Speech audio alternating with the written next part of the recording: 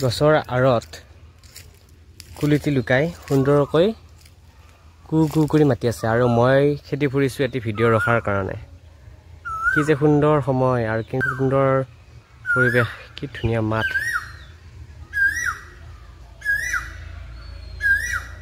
আয়ো কি সুন্দৰ। এয়াই বসন্তৰ সুমধুৰতা আৰু গাঁৱলীয়া জীৱনৰ প্ৰকৃত মাদকতা। ও বসন্ত আহিলে, ও গছে পাত সলালে, ঐ কুলি কেতেকীয়া লগালে,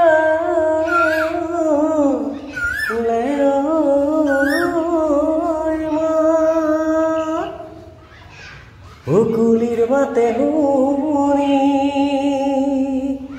উৰব মইনো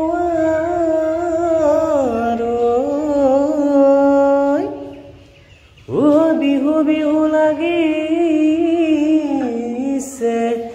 গা।